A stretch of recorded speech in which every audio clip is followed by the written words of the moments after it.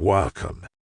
Our daily challenges are creating a work with our minds and direction. So we created this YouTube channel, Life by Design Report, to provide insights on what is helping most people. You will have access to guides and reports that you can download for free. And if you really like what you are hearing, you can buy me a cup of coffee. Check below in the description area. So let's begin.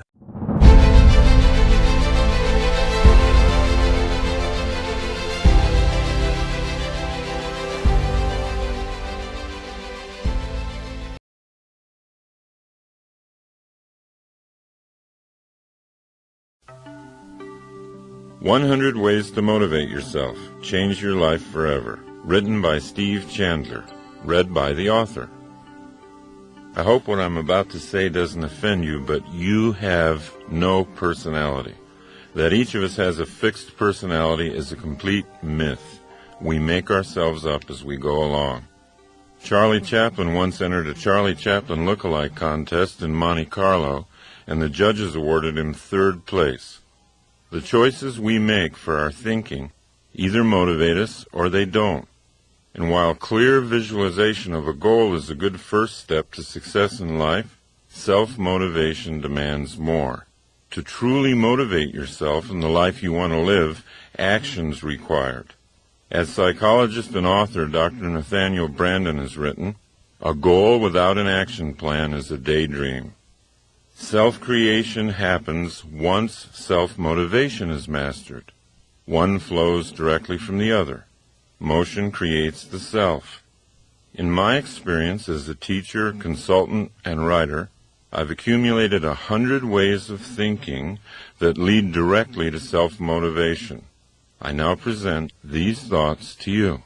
Number 1. Create a vision. Arnold Schwarzenegger was not well known in 1976 when he and I had lunch together at the DoubleTree Inn in Tucson, Arizona. He was in town publicizing the movie Stay Hungry. It was a box office disappointment that he just made. I was a sports columnist for the Tucson Citizen, and my assignment was to spend a full day one-on-one with Arnold and write a feature story about him. So at one point I casually asked him, "Now that you've retired from bodybuilding, what are you going to do next?" And with a voice as calm as if he were telling me about some mundane travel plans, he said, "I'm going to be the #1 box office star in all of Hollywood." I tried not to show my shock and amusement at his plan. After all, his first attempt at movies didn't promise much, and his Austrian accent and awkward, monstrous build really didn't suggest instant acceptance by movie audiences. So I asked him just how he planned to become Hollywood's top star. "It's the same process I used in bodybuilding," he explained. "What you do is create a vision of who you want to be and then live into that picture as if it were already true." Now notice that Arnold said create a vision. He didn't say that you wait until you receive a vision. You create one. In other words, you can make it up. Number 2. Tell a true lie. Recently, my 12-year-old daughter participated in a poetry reading in which all her classmates had to write a so-called lie poem about how great they were. They were supposed to make up untruths about themselves that made them sound unbelievably wonderful. I realized that the children were doing what Arnold did to clarify the picture of his future. By lying to themselves, they were creating a vision of who they wanted to be. So if it's hard for you to imagine the potential in yourself, then you might want to start by beginning to express it as a fantasy, like the children did who wrote the poems. Think up some stories about who you'd like to be. Without a picture of your highest self, you can't live into that self. Number 3. Leave your comfort zone. Our society encourages us to seek comfort. And yet, only challenge will test our skills and make us better. Only challenge and the self-motivation to engage the challenge will really transform us. And every challenge we face creates a more skillful self. So it's up to you to constantly look for challenges to motivate yourself. And it's up to you to notice when you're buried alive in a comfort zone. Then break free and fly away. Number 4. Find your key. I used to have the feeling that everyone else in life had been issued an instruction book on how to make life work, and I, for some reason, wasn't there when they passed the books out. Still struggling in my mid-30s with a pessimistic outlook and no sense of purpose, I voiced my frustration once to a friend of mine, Dr. Michael Killebrew. He recommended a book to me. The name of the book was The Master Key to Riches by Napoleon Hill. What the book actually did was a lot more than increase my earning capacity, although by practicing the principles in the book, my earnings did double in less than a year. Hill's advice ultimately sparked a fire in me that changed my entire attitude toward life. Without fully understanding it, I was engaging in the process of completely rebuilding my own thinking. I was, thought by thought, replacing the old cynical and passive orientation to life with a new, optimistic and energetic attitude. So what was this master key to riches? Napoleon Hill tells us in his book, quote, "The great master key to riches is nothing more or less than the self-discipline necessary to help you take full and complete possession of your own mind. Remember, it is profoundly significant that the only thing over which you have complete control is your own mental attitude." Maybe the Hill book won't be your own key, but I promise you that you'll find your own instruction book if you keep looking. You'll find it when you're ready to seek. It's out there, waiting for you. Number 5. Plan your work. Many of us think we're too depressed right now to start on a new course of self-creation, or we're too upset. But Napoleon Hill says that's the perfect time to learn life's most important rule. There is one unbeatable rule for the mastery of sorrows and disappointments, he says, and that's the transmutation of those emotional frustrations through definitely planned work. It's a rule which has no equal. Once we get the picture of who we want to be, definitely planned work is the path to self-motivation. Definitely planned work contains the energy of purpose. 1 hour of planning saves 3 hours of execution. Most of us don't take the time to plan for an hour. We don't understand that it'll be the most productive hour we spend. Instead, we wander into the workplace and react to crises, and ironically, most crises are a result of a failure to plan. Well, it is impossible to work passionately with a sense of purpose and feel depressed at the same time. Successfully planned work will motivate you to do more and more than you ever thought possible.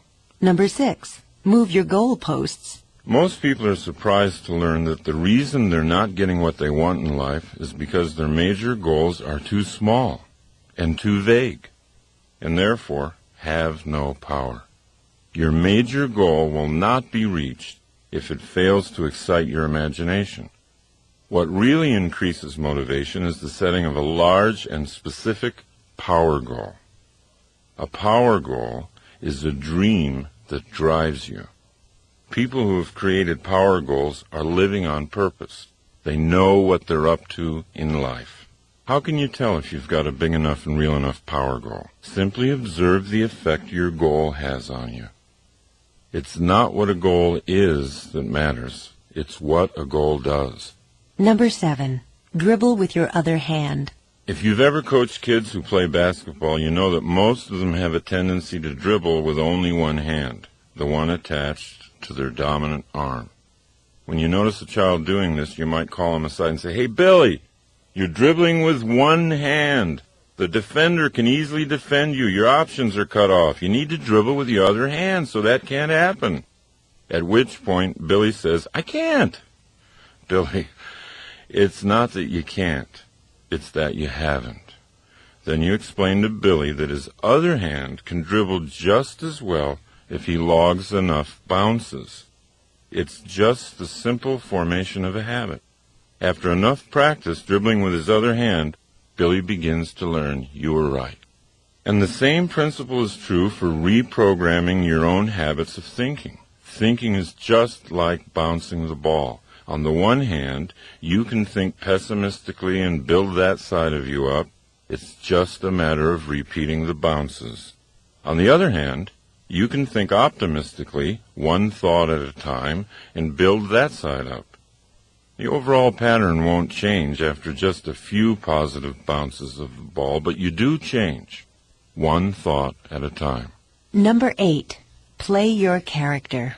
How you act is who you become. Consider these thoughts from Star Trek's Leonard Nimoy. Quote, Spock had a big effect on me. I'm so much more Spock-like today than when I first played the part in 1965 that you wouldn't recognize me. I'm not talking about appearance, but thought processes. Doing that character, I learned so much about rational, logical thought that it reshaped my life. Now, just like Spock, we too can gain energy and inspiration by doing the character we want to be. We can become who we act like we are. Number 9. Don't just do something. Sit there. Sit quietly, absolutely alone, for a long time, all by yourself. Completely relax. Don't allow the television or music to distract you. Be with yourself. Observe insights starting to appear. Observe your relationship with yourself starting to get better. Sitting in silence allows your true dream in life to take shape and clarity. In modern, interactive, civilized life today, you're either living your dream or someone else's. And unless you give your dream the time and space it needs to express itself, you'll spend the better part of your life living the dreams of other people. Number 10. Use the right chemicals. Not real drugs, of course. Instead, get into those energizing chemicals already in your system that get activated when you laugh, or sing, or dance, or run, or hug someone. When you're having fun, your body chemistry changes, and you get new surges of motivation and energy. Don't keep trying to go out searching for something that's fun. It's not out there anywhere. It's inside yourself. If you can't immediately see the fun in something, find a way to create it. Once you've made a job fun, you've solved the problem of self-motivation. Number 11. Leave high school. Most of us think we're stuck in high school forever.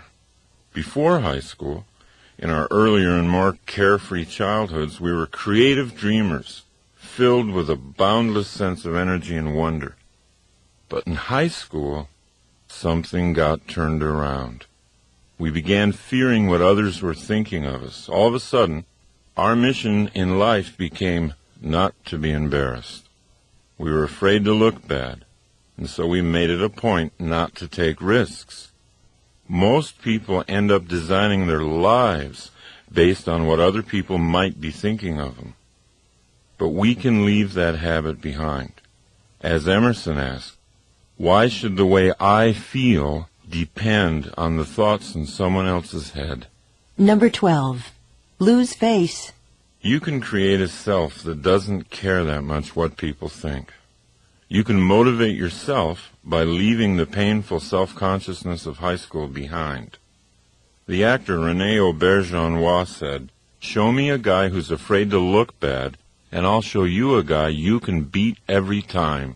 Number 13. Sing without feeling. Become a performer. Act like you already feel like you want to feel.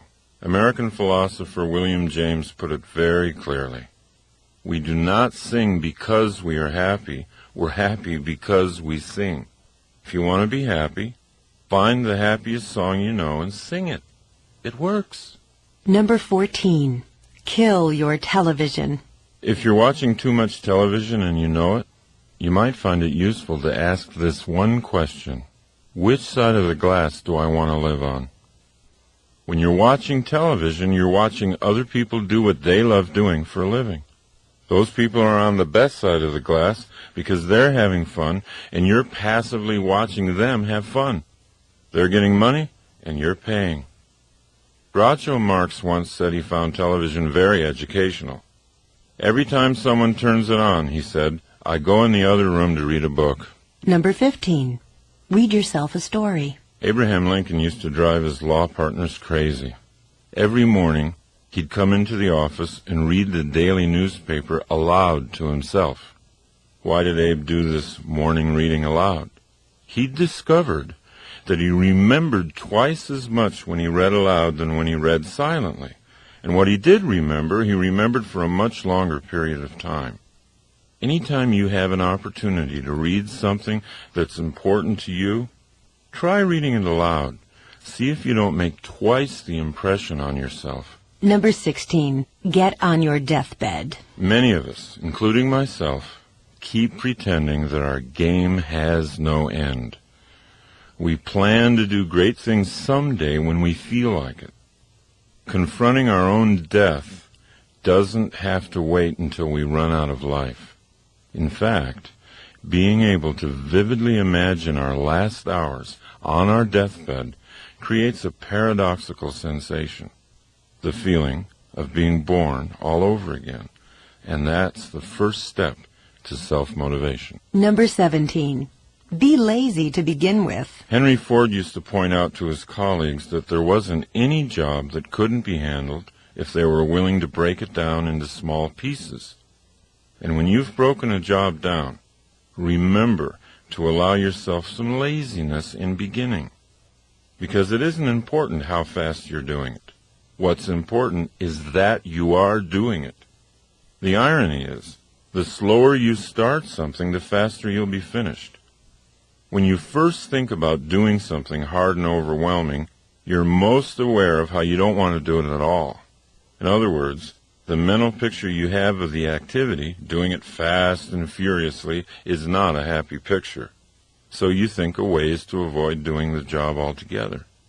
Thinking about starting slowly is easy, and doing it slowly allows you to actually start doing it. Therefore, it gets finished. Number 18. Leave your friends. Politely walk away from so-called friends who don't support your goals.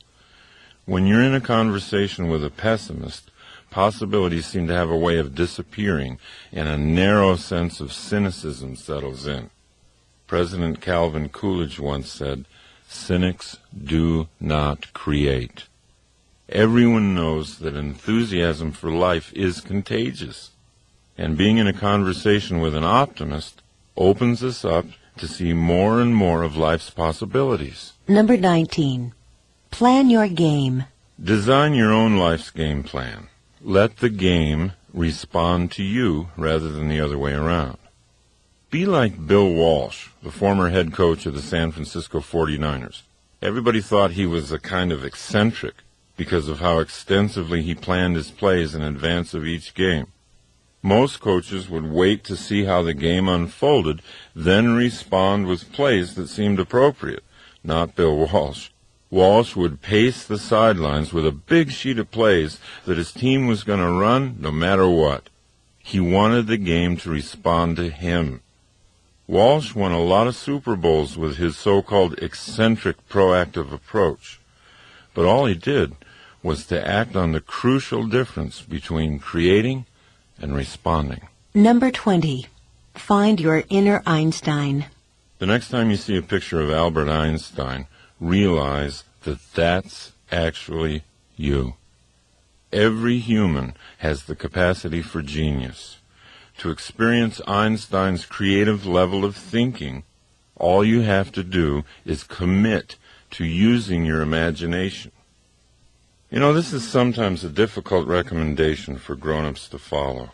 Grown-ups have become accustomed to using their imaginations for only one thing: worrying. Grown-ups visualize worst-case scenarios all day long. All their energy for visualization is channeled into colorful pictures of what could go wrong. Worry is a misuse of the imagination.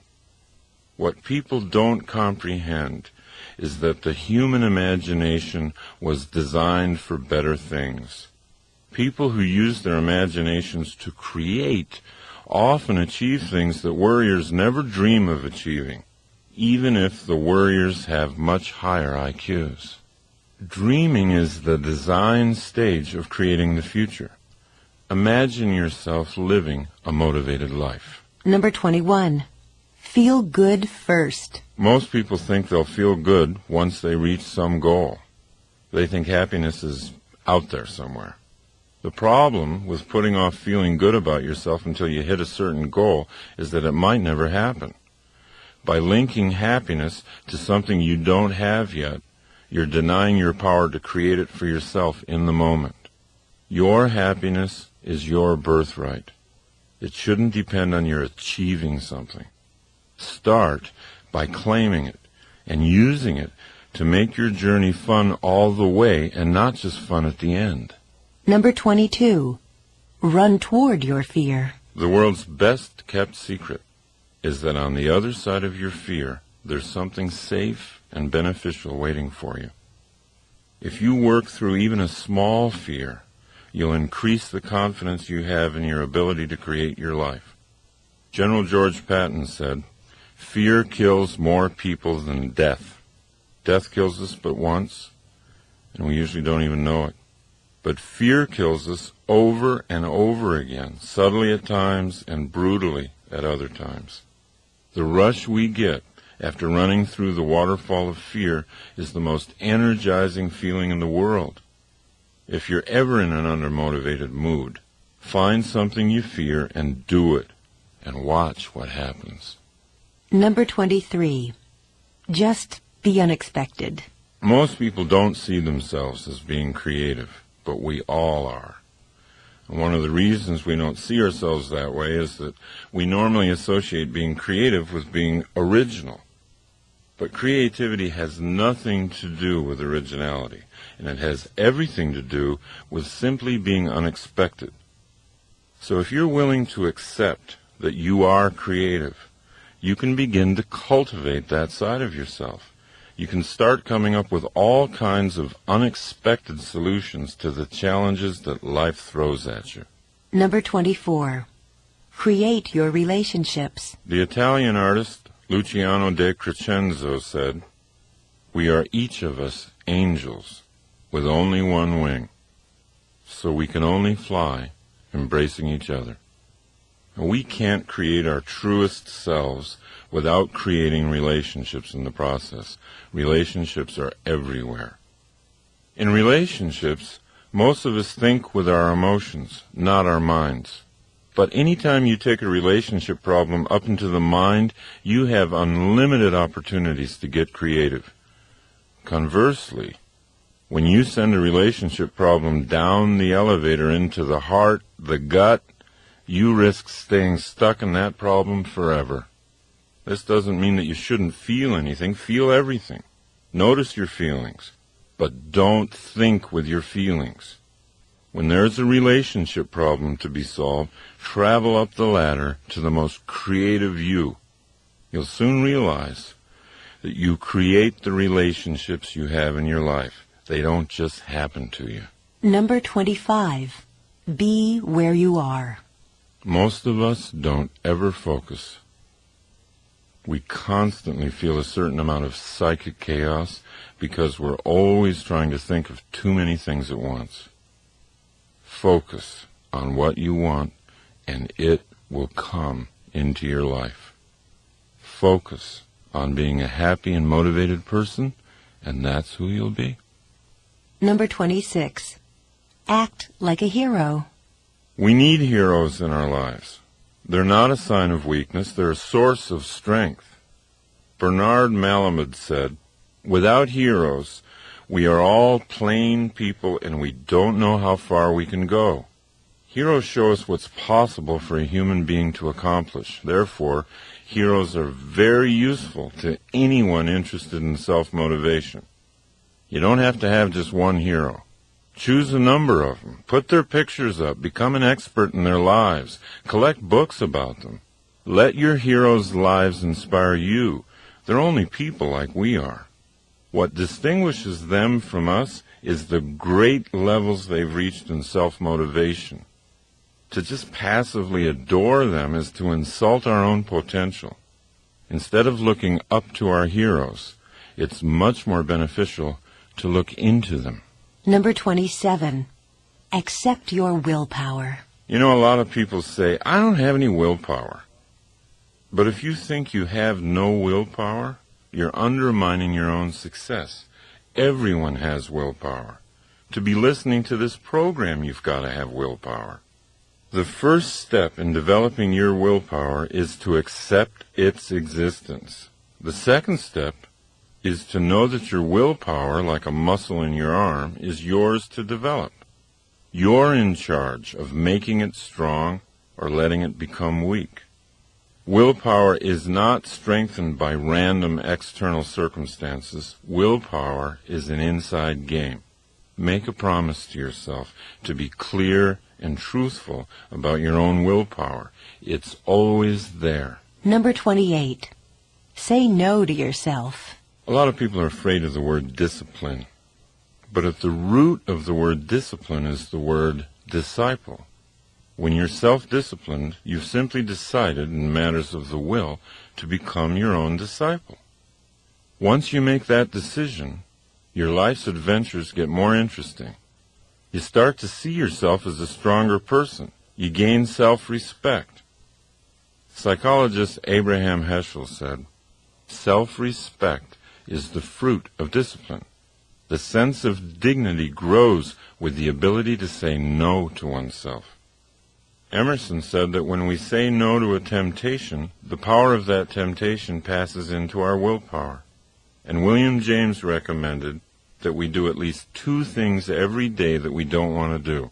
By doing this, we stay powerfully aware of our own willpower. Number 29. Make new word connections. If you associate the word willpower with negative things such as harsh self-denial and punishment, you'll weaken your resolve to build it. Now, to increase your resolve, it's really useful to think of new word connections. For example, to weightlifters, failure is success. Unless they lift a weight to a point of failure, their muscles aren't growing. So they've programmed themselves through repetition to use the word failure in a positive sense. Language leads to power. So be conscious of the creative potential of all the language you use, and then guide that language in the direction of more personal power. Number 30. Deprogram yourself. If you're a regular consumer of the major news programs, you belong to a very persuasive and hypnotic cult. You need to be deprogrammed. Start by altering how you listen to the media. Program out all the negative, cynical, and skeptical thoughts that you now allow to flow into your mind unchecked when you hear the news. Once you've gotten good at factoring out the negative aspects of the media today, take it a step further. Make your own news. Be your own breaking story. Don't look to the media to tell you what's happening in your life. Be what's happening. Number 31. Open the present. Practice being awake in the present moment. Make the most of your awareness of this moment. Don't live in the past unless you like guilt. Don't live in the future unless you like fear. Just stay focused on today. Watch what happens to your motivation. Number 32. Serve and grow rich. You can motivate yourself by increasing the flow of money into your life. And most people are embarrassed to even think this way. They don't want to think and grow rich because they think they'll be thought of as greedy. Or maybe they still believe in the thoroughly discredited Marxist economic superstition that to make money, you have to take it away from somebody else. Or else they don't want to come across as being obsessed with money.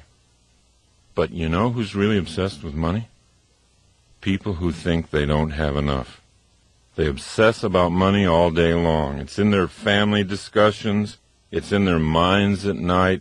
It becomes a destructive part of their relationships during the day.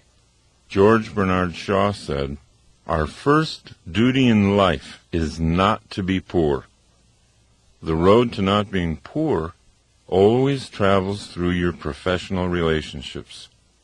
The more you serve those relationships, the more productive you'll become, and the more money you'll make. Allow yourself to link financial well-being with an increased capacity for compassion for others. If I'm living in poverty, how much love and attention can I give my children or to my fellow humans? How much help can I be to others if I'm always worried about being in debt? Number 33. Imitate Columbo. In your professional life, whatever it is, always be curious. When you meet with someone, think of yourself as a bumbling but friendly private detective like Columbo was. Ask questions.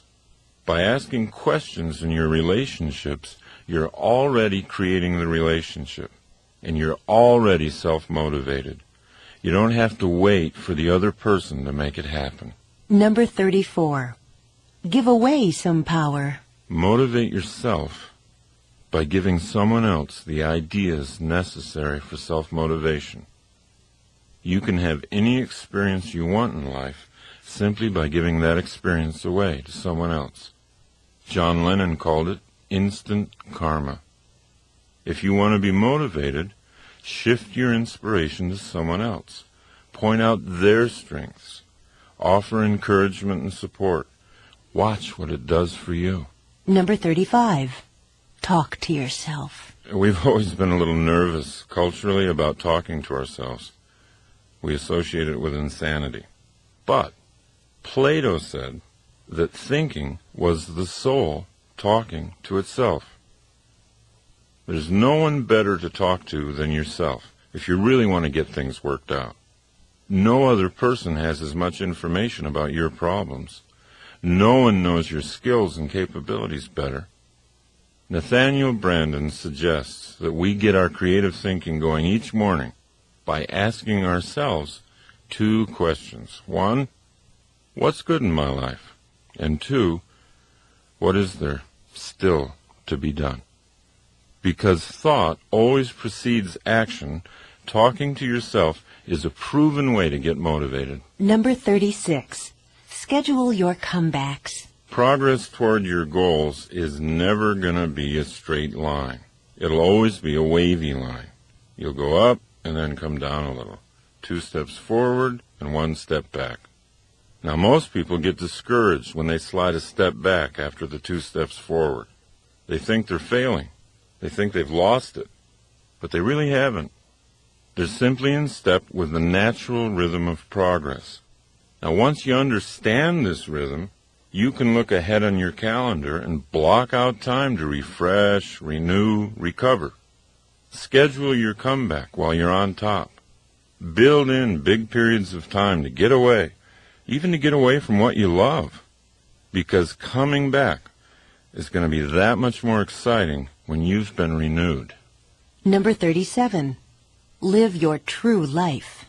The psychologist David Viscott wrote, "When you say you fear death, you're really saying that you fear you've not lived your true life.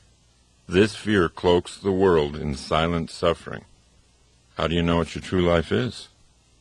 How do you know how to live it? First, find out what makes you happy, and then start doing that. Now, if writing makes you happy and you're not writing for a living, you might want to start up a company newsletter.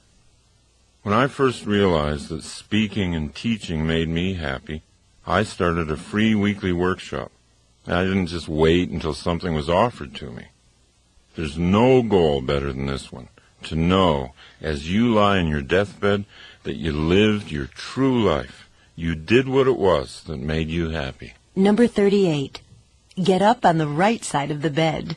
Since I was a child, I've always been intrigued with the idea that you could have a great day just by getting up on the right side of the bed.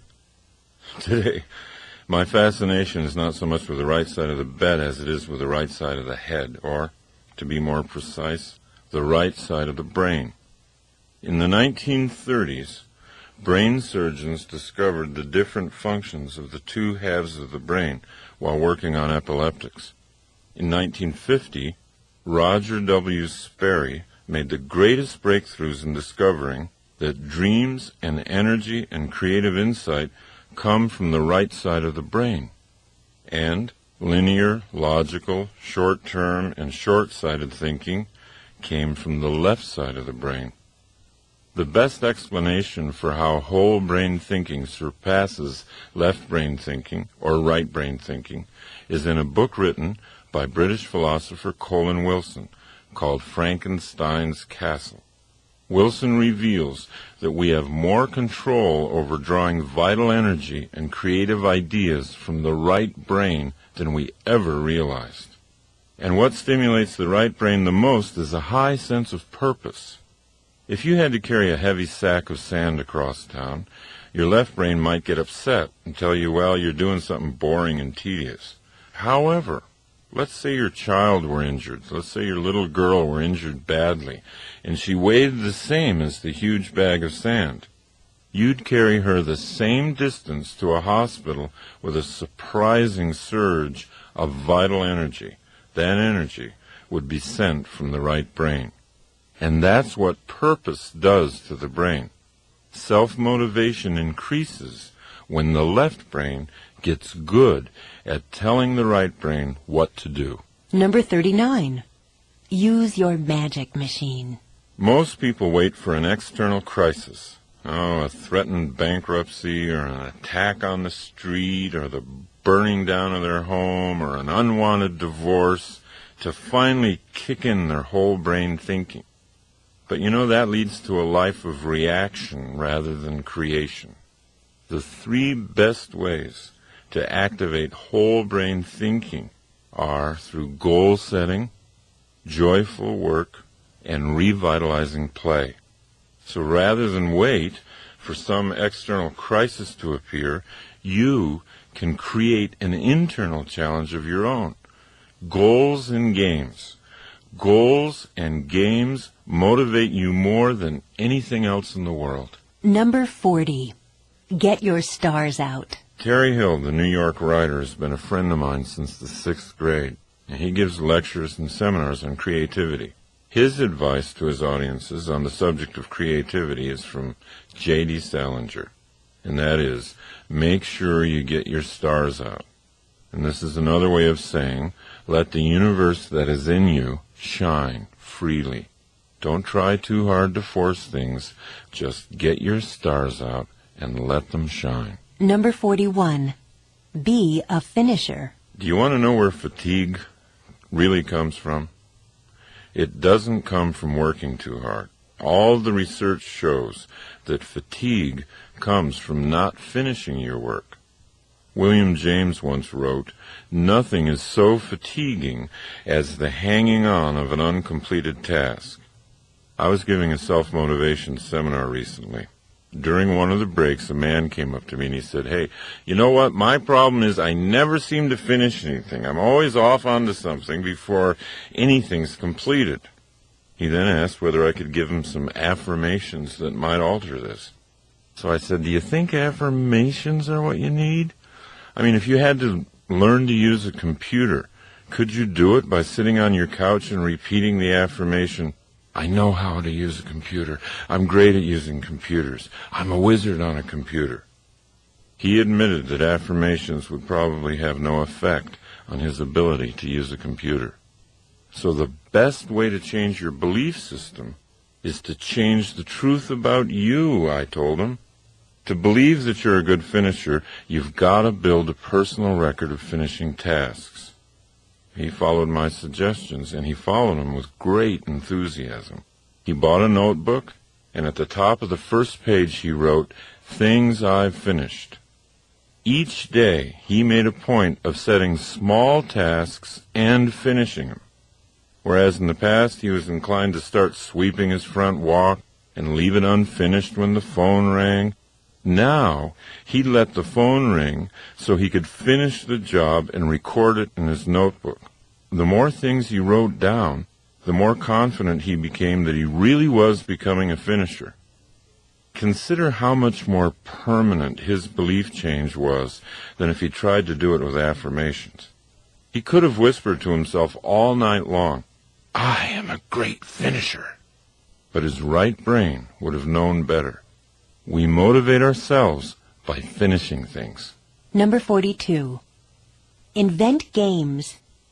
So whatever it is that you have to do, whether it's a major project at work, a huge cleaning job at home, turning it into a game will always bring you higher levels of energy and motivation. Number 43. Interact. There's a huge difference between active relaxation and passive relaxation. Active relaxation refreshes and restores the mind. It keeps it flexible and toned for thinking. Great thinkers have known this secret for a long time. Winston Churchill, for example, used to paint to relax. Albert Einstein played the violin. They could relax one part of the brain while stimulating another. When they returned to workaday pursuits, they were fresher and sharper than ever. Most of us simply deaden the mind in order to relax. We rent mindless videos or read tabloids, we drink, we smoke, we eat until we're foggy and bloated. The problem with this form of relaxation is that it dulls our creativity and it makes it hard to come back into consciousness. But when we find ways to link thinking to recreation, our lives get richer. We become players in the game of life and not just spectators. Number 44. Live a whole life today. John Wooden was the most successful college basketball coach of all time. His UCLA teams won 10 national championships in 12 years. Wooden created a major portion of his coaching and living philosophy from one thought, a single sentence passed on to him by his father when Wooden was a little boy. That thought? Make each day your masterpiece. While other coaches would try to gear their players to some kind of important game in the future, Wooden always focused on today. His practice sessions at UCLA were every bit as important as any championship game. In his philosophy, there was no reason not to make today the proudest day of your life. Today is a microcosm of your entire life. It's your whole life in miniature. You've got eternity in the palm of your hand. Life is now. Life is not later on. And the more we hypnotize ourselves into thinking we have all the time in the world to do what we want to do, the more we sleepwalk and the more we miss life. Number 45. Welcome your problems. Every solution has a problem. You can't have one without the other. So why do we say that we hate problems? Why do we claim to want a hassle-free existence? Deep down, where our wisdom lives, we know that problems are not to be feared. Problems are simply tough games for the athletes of the mind, and true athletes always want to get a game going. If you learn to love the opportunities your problems present, then your motivational energy will always rise. Every solution has a problem. Number 46. Drive a library. One of the greatest opportunities for motivating yourself today lies in the way you use your drive time. With the huge variety of audio tapes now available, you can use your time on the road to educate and motivate yourself at the same time. Maybe that's where you're listening to this tape right now. If we leave what we think about to chance, or to an R-rated rock disc jockey, then we lose a large measure of control over our own minds. Audio cassette learning is one of the surest ways to reprogram your subconscious mind. It's one of the best ways to design an action-oriented belief system, the kind you need to inspire ongoing self-motivation. Number 47. Rewind your thoughts. Perhaps you've noted some idea in this program or some recent book you've read that you want to hold on to. Even a single phrase, if you place it prominently in your home or in your office, can have a huge impact on your life. So write things down. Put things up. Write down what motivates you and put it up where you can see it. Number 48. Make yourself up. One of the ways to get started creating goals and action plans is just make them up like you did as a kid. Think of creating in simpler terms than that. Think of it as something that all humans do very easily. The French physician Émile Coué said, "Always think of what you have to do as easy, and it will be." Number 49. Get small. Most people participating in the free enterprise system have become thoroughly convinced of the power of setting large and specific long-range goals for themselves. Career goals, yearly goals, and monthly performance goals are always on the mind of a person with ambition. But many people overlook altogether the power of small goals. Goals set during the day that give energy to the day and a sense of achieving a lot of small wins along the way. By increasing your conscious use of small objectives, you'll see the larger objectives coming into reality much faster than you thought they would. Number 50. Get out of the box. All of us tend to look at our challenges from inside a box. We take what we've done in the past and put it in front of our eyes and then try to envision what we call the future. But you see, that restricts our future. With that kind of restricted view, the best the future could possibly be is a new and better past. Great motivational energy occurs when we get out of that box and realize that the possibilities for creative ideas are infinite. To create the best possible future for yourself, don't try to look at it through a box containing your own past. Create the future from nothing. Number 51. Advertise to yourself.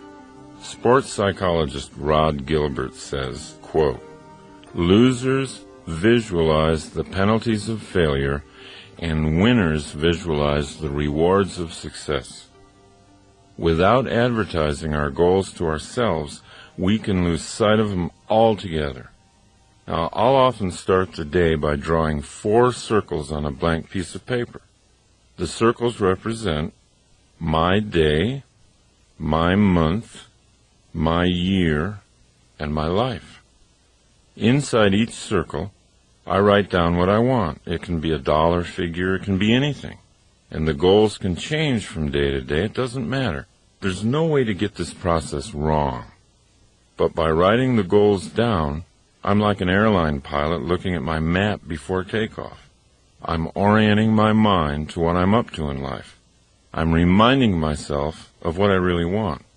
Now, when you get on a plane, would you poke your head into the cabin and say to the pilot, just take me anywhere? That's how we live our lives. That's how we live our lives when we don't make a map. Number 52. Don't stop thinking. Motivation comes from thought. Everything we do begins with a thought. And when we quit thinking, we lose the motivation to act. We eventually slip into pessimism, and the pessimism leads to even less thinking, and so it goes. A downward spiral of negativity and passivity, feeding on each other. Pessimists think so negatively about doing the whole thing perfectly that they end up doing nothing and becoming passive. Whereas the optimist always does a little something, always takes an action, always feels like progress is being made. Pessimists continually use their imaginations to visualize worst-case scenarios, and then concluding that those scenarios are so hopeless that there's no cause for action. Therefore, pessimism always leads to passivity. Optimists agree with Colin Wilson's point of view. He said, "Imagination should be used not to escape from reality, but to create it." Begin the habit in yourself of saying no to negativity. When negative thoughts start their argument in your mind, which they always do, even for optimists, Don't stop thinking. Real creative thinking is going to lead to optimism, and optimism is always self-motivating. Number 53. Debate your dark side. Negative thinking is something we all do. The difference between the person who's primarily optimistic and the person who's primarily pessimistic is that the optimist learns to become a good debater. Once you become thoroughly aware of the effectiveness of optimism in your life, you can learn to debate your pessimistic thoughts. If you catch yourself brooding, worrying, thinking pessimistically about an issue, build a case for the optimistic view. Pretend you're an attorney whose job it is to prove the pessimist in you is wrong.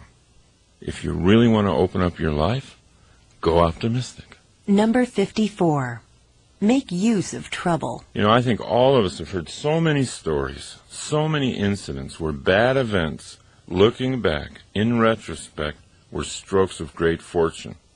A person who breaks her leg skiing, meets a doctor in the hospital, falls in love, marries him, has a happy life. What seemed horrible turns out to be unexpectedly great. We begin to see the truth in what Richard Bach says. Every problem carries a gift inside it. Now, by choosing to make use of seemingly bad events, by asking yourself, how can I use this? What might be good about this? You can get to the gift inside your problem a lot more quickly. Number 55. Learn to brainstorm by yourself. So, try this. Put a goal on the top of a page, and then put numbers 1 through 20 on that page and begin your brainstorming session. List 20 ideas. They don't have to be well thought out. They don't have to be reasonable. Give yourself permission to flow. Your only objective is to have 20 ideas scrawled down within a certain period of time. If you do this for 1 week, you'll end up with 100 ideas. Are they all usable? No, of course not. But who cares? When you began the process, you probably didn't have any usable ideas. Number 56. Create your own voice. There have been times when I've been told that I am lucky to have a good speaking voice. Many people are impressed. Sometimes I don't even use a microphone. I speak to hundreds of people in the audience, boom out to them. And you know, people will say, boy, you've been blessed with a powerful set of vocal cords. I have to tell you, it's not true. My voice used to be no better than some feeble monotone. It really was really awful. I mean, I would talk like this. Now, you know, my voice, I would love to see you today. Now look, I set about to change it.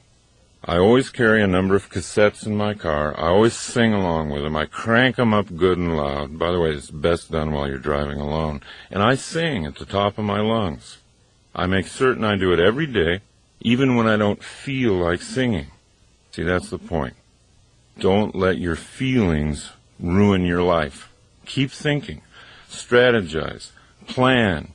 You can create anything you want. You can even create your own voice. Number 57. Live on the frontier. We've always had a real fascination with America's frontier days. Shows like Little House on the Prairie, movies like Dances with Wolves. I mean, it reflects a real yearning for those adventurous times. Now, what's exciting, what's really exciting about today is that a new frontier is here.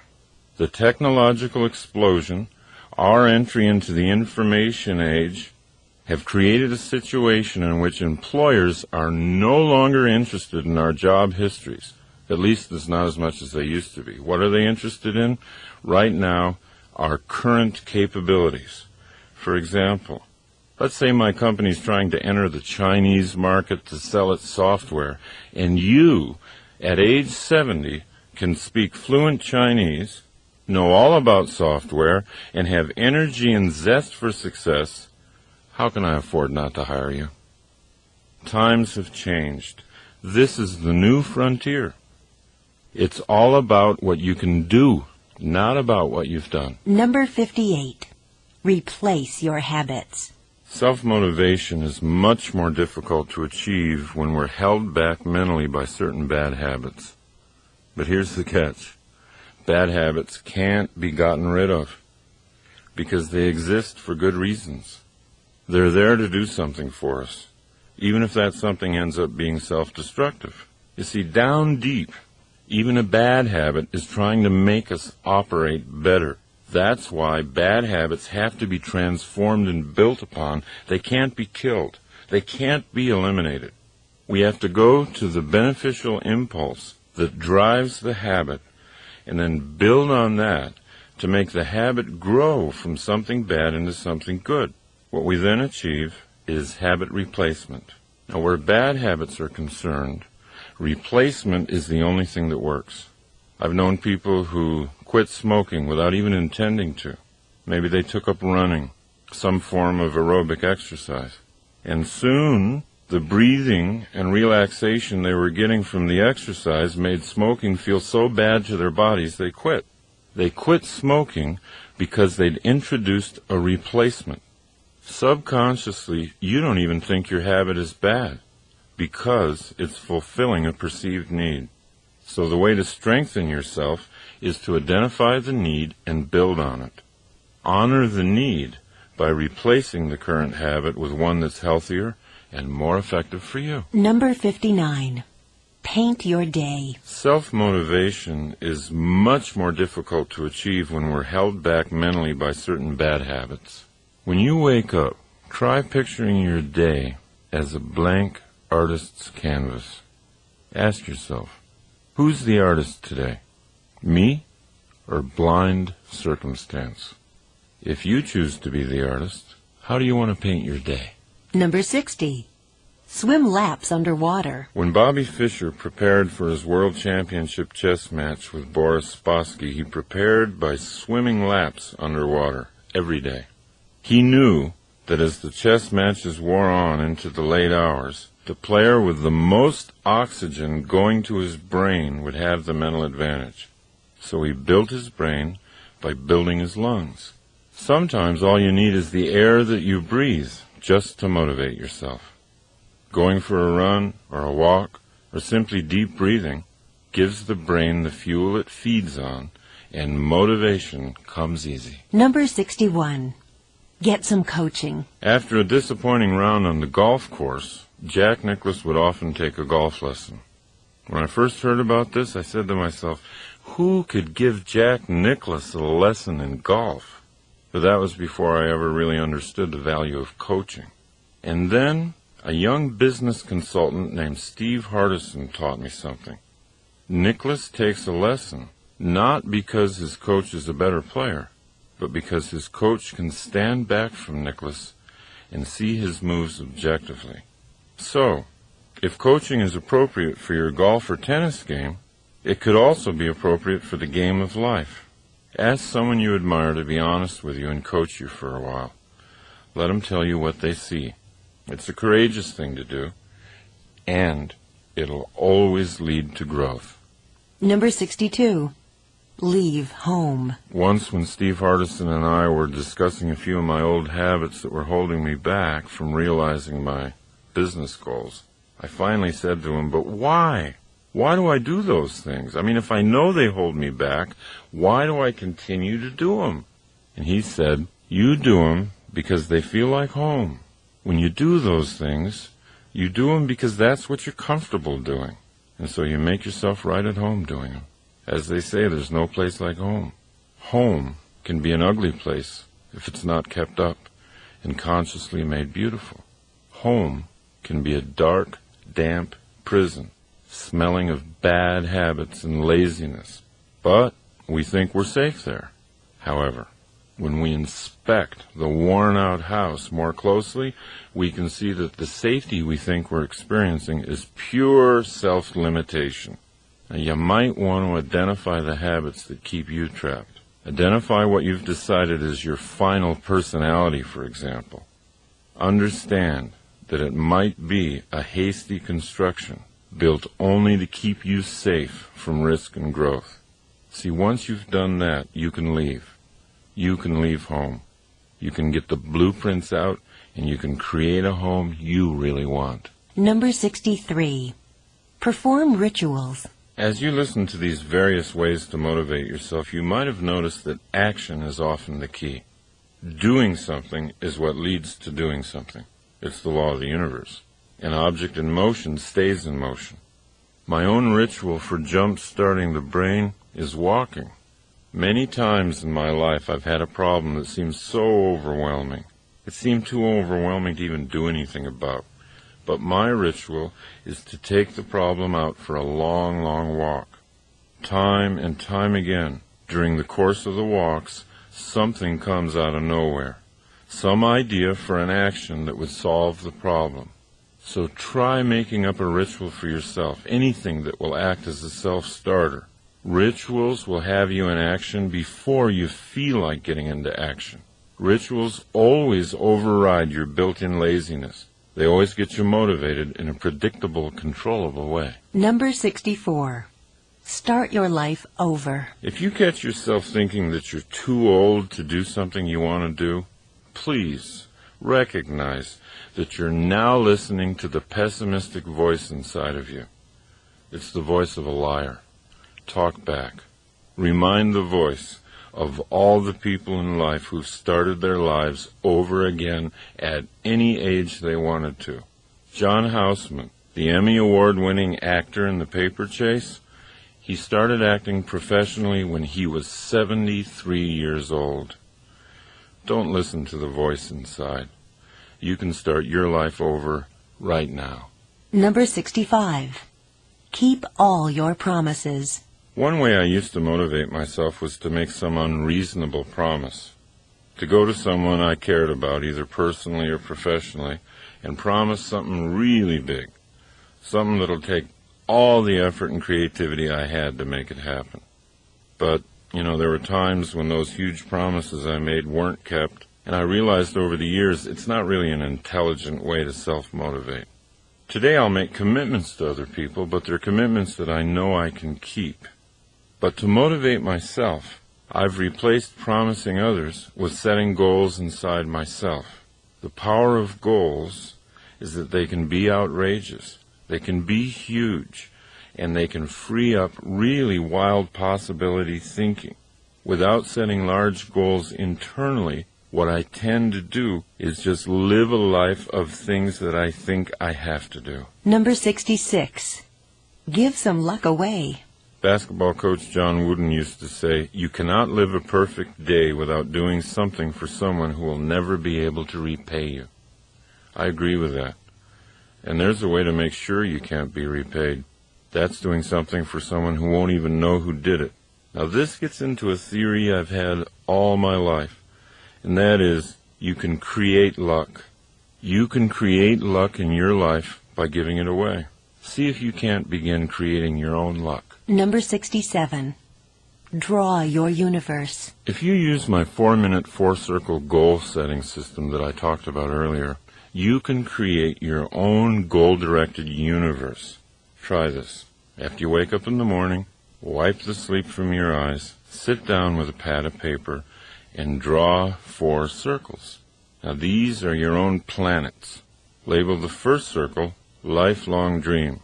Your lifelong dream might be to save, $500,000 for your retirement years. So put that number in your life circle. Then look at the next planet in your solar system, circle 2. That circle you're going to label my year. What do you need to save in the next 12 months in order to be on course to hit your life savings goal? Now that you've got your first 2 circles filled with a number, move to the third circle, my month. What would you have to save each month to hit your year's goal? Then put that number down and go to the final circle, my day. What would you need to do today that if you repeated it every day would ensure a successful month? You can't help but see that each circle, if done successfully, guarantees the success of the next circle. If you hit your daily goal every day, your monthly goal is automatically hit. In fact, you don't even have to worry about it. And if your monthly goal is reached, the yearly goal has to happen. It's mathematical. And if your yearly goals are hit, the lifelong goal cannot not be reached. Then you can see, proven for you, that your life and your day are the same thing. You can create your own universe any way you like. The system itself is not the motivator. Your understanding of your responsibility to be a creative planner, that's what the motivator is. Number 68. Get up a game. If you're really interested in motivation, there's nothing more fun than competition. Competition has a bad name these days. It shouldn't. It teaches you the valuable lesson that no matter how good you are, there's always somebody better than you. That's a lesson in humility everybody needs. And it teaches you that by trying to beat somebody else, you reach for more inside of you. Trying to beat somebody else puts the game back into life. And if it's done optimistically, it gives energy to both competitors. It teaches sportsmanship. And it gives you a benchmark for measuring your own growth. So in your life, let the games begin. Have fun winning and losing. And when someone has insulted you or underrated you, don't just get even, get better. Use your victory, not to hurt them, but to create you. Number 69. Turn your mother down. In Dr. Martin Seligman's studies of optimism and pessimism, he found out a remarkable fact. We first learn how to explain the world to ourselves from our parents, and more specifically, our mothers. I'm quoting from Dr. Seligman. Young children listen to what their primary caretaker, usually the mother, says about causes, and they tend to make this style their own. If the child has an optimistic mother, this is great, but it can be a disaster for the child if the child has a pessimistic mother. Fortunately, Seligman's studies show that the disaster only needs to be temporary, that optimism can be learned at any age. Now, it's not self-motivating to blame mom if you find yourself to be a pessimist. Blaming someone never self-motivates because it strengthens the belief that your life is being shaped by forces outside yourself. Love your mom. She learned her pessimism from her mother. But change yourself. Number 70. Face the sun. Helen Keller wrote, "When you face the sun, the shadows always fall behind you." This was Helen Keller's poetic way of recommending optimistic thinking. What you look at, what you face, grows in your life. What you ignore falls behind you. But if you turn and look only at the shadows, they become your life. Number 71. Look inside. Most of us wait to find out who we are from impressions and opinions we get from other people. "Oh, do you really think I'm good at that?" we ask. Somebody compliments us. If we're persuaded that they're being honest and have made a good case, we might alter our self-image upward. That's great getting feedback from others, especially positive feedback. But your journey should be internal. Travel deeper and deeper inside to find out your own potential. Your potential is your true identity. It only waits for self-motivation to come alive. Number 72. Go to war. Anthony Burgess was 40 when he learned he had a brain tumor that would kill him within a year. He was completely broke, and he didn't have anything to leave behind for his wife Lynn, who was soon to be a widow. Burgess had never been a professional novelist in the past, but he always knew it was inside him to be a writer. So, for the sole purpose of leaving behind royalties for his wife, he put a piece of paper into the typewriter and he began writing. He had no certainty that he'd ever even be published, but he couldn't think of anything else to do. Burgess wrote energetically. He finished 5.5 novels before that year was through, but he didn't die. His cancer had gone into remission, and then it disappeared altogether. In his long and full life, Anthony Burgess wrote more than 70 books. Without the death sentence from cancer, he might not have written anything. You know, it's funny, but research shows that during times of war, suicide rates go down. We don't have to wait for something tragic. We don't have to wait for a war to attack us from without. We can get the same vitality by challenging ourselves from within. Joan of Arc said, "All battles are first won or lost in the mind." A useful exercise for self-motivation might be this. Ask yourself, what would you do if you had Anthony Burgess's original predicament? If I had just a year to live, how would I live differently? What exactly would I do?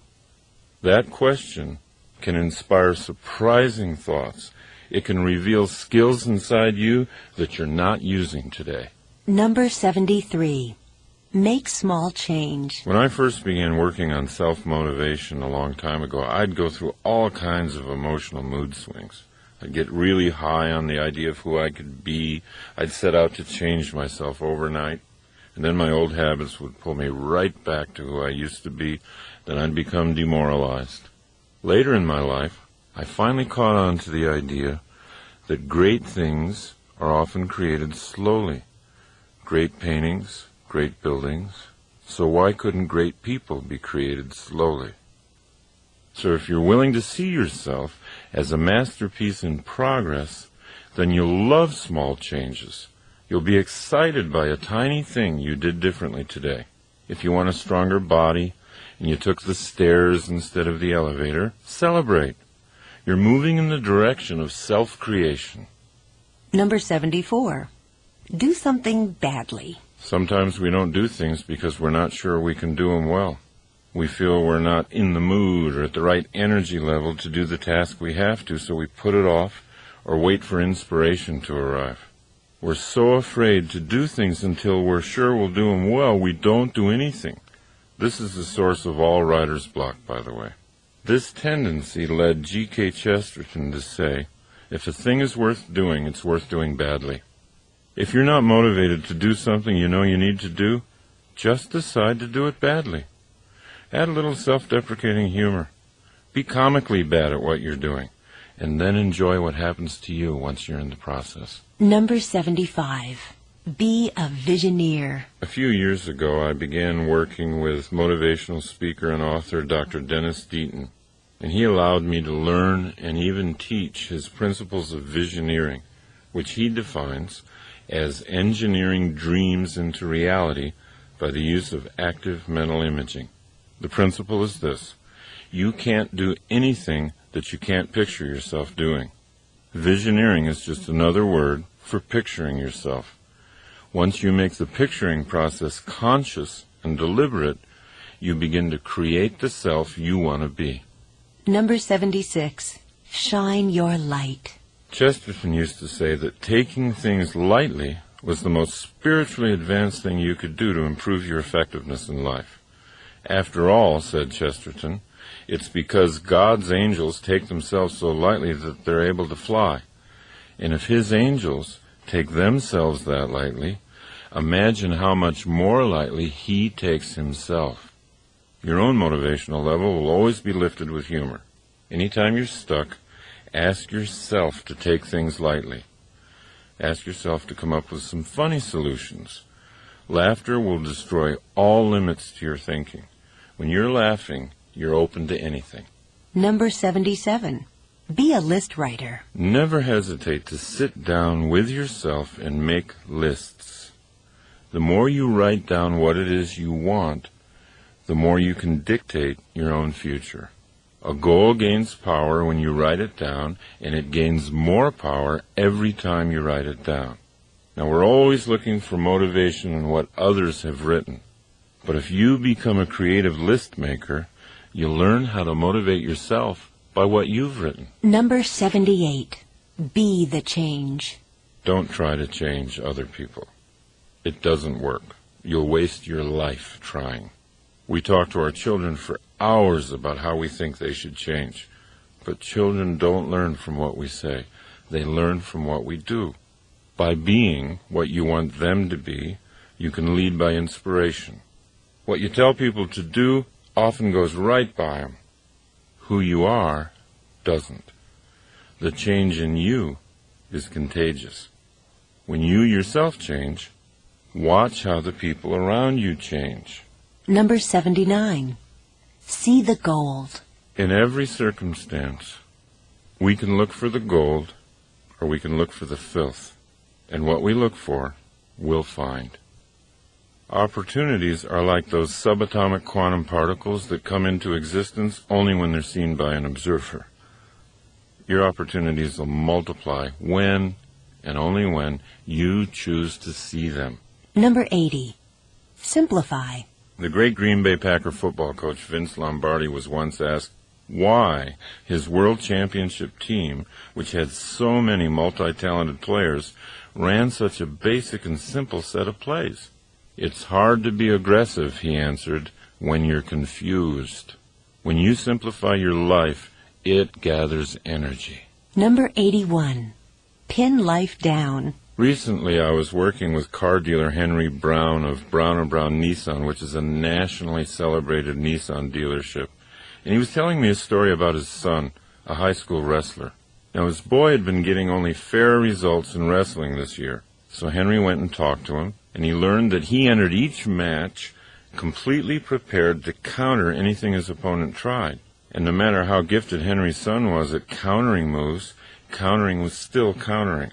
So finally, Henry suggested to his son that he try entering a wrestling match with a plan, a series of moves that he would initiate no matter what his opponent tried. And the boy agreed, and the results were remarkable. He began winning match after match, pinning opponent after opponent. The young wrestler's goal had always been to win. He didn't have a problem setting big goals.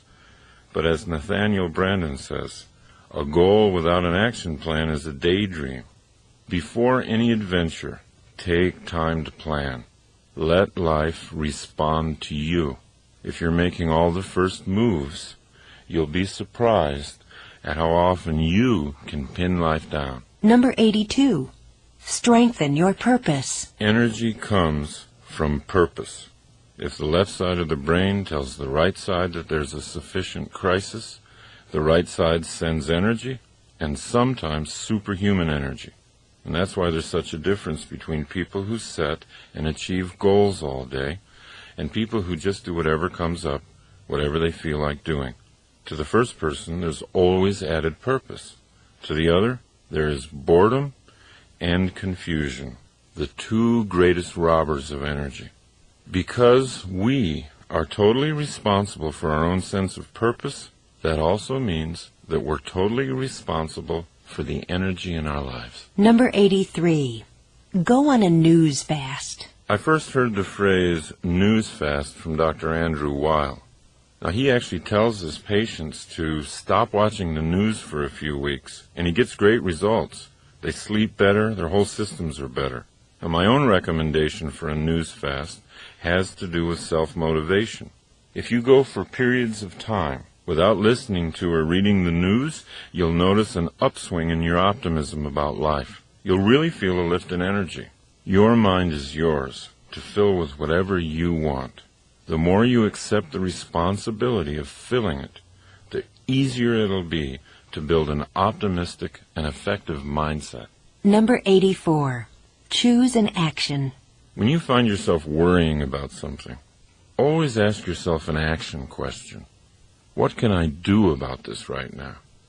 And then do something. Any small thing. Anything that worries you should be acted on, not just thought about. Even small actions start to chase away your fears and put you back in control of creating what you want. Number 85. Be a thinker. I was doing some seminars for a large office company in Las Vegas, and the president told me something that was really interesting. He said he had basically two kinds of people working for him, the whiners and the thinkers. The whiners were often very smart, dedicated employees who worked long hours, but when they came into the president's office, it was always to complain. And here's what he said: "They're great at finding fault with other managers and telling me what's wrong with our systems, but they're a drain on me because they're so negative I end up trying to make them feel better, and after that I'm depressed." Now, the thinkers, on the other hand, had a different way of coming into the office with problems. Here's what he said about them.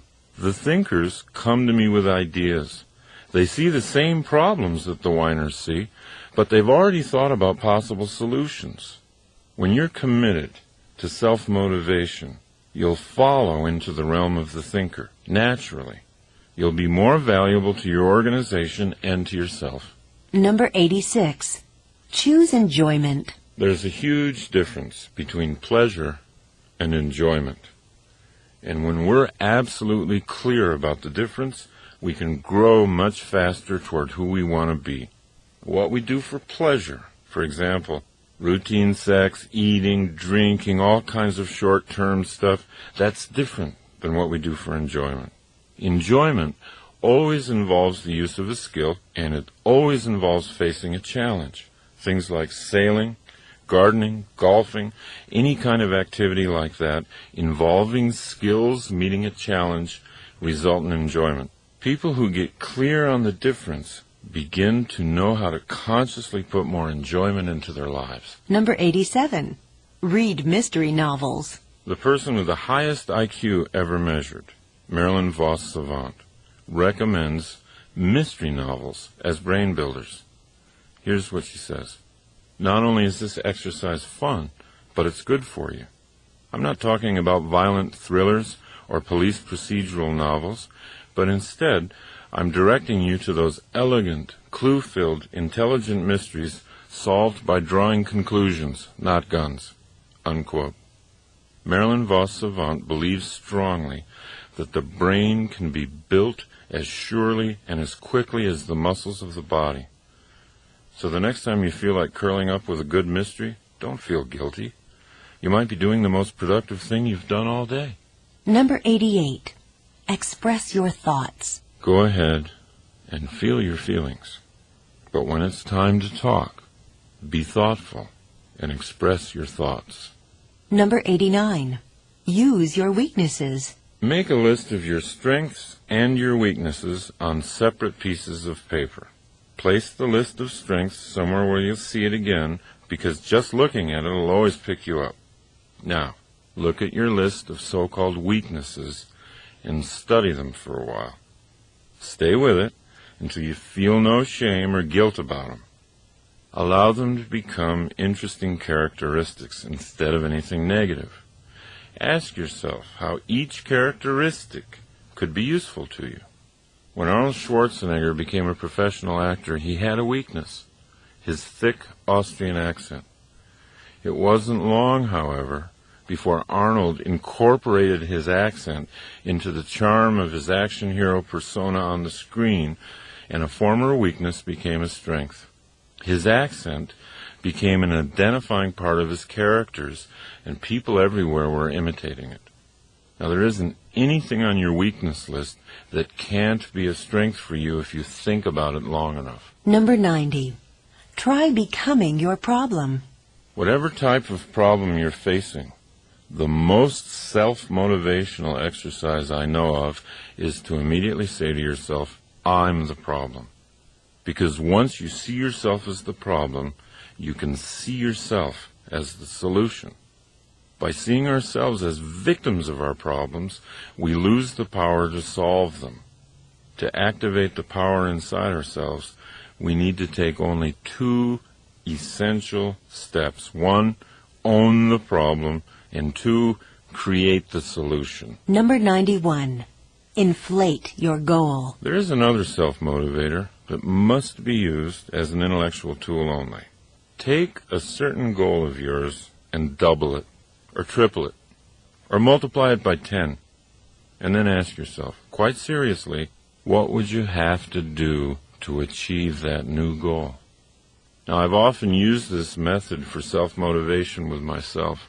If I have a goal of signing, say, 2 seminar contracts in the next 3 weeks, I'll often get out a pad of paper and ask, how would I get 10 contracts signed in 3 weeks? It always puts me at a different level of thinking. And because I'm solving the problem of 10, I always get at least 2. Remember, it's just a self-contained game, not a promise to anybody else. But it is a game that's fun to play. Why? Because it works. Number 92.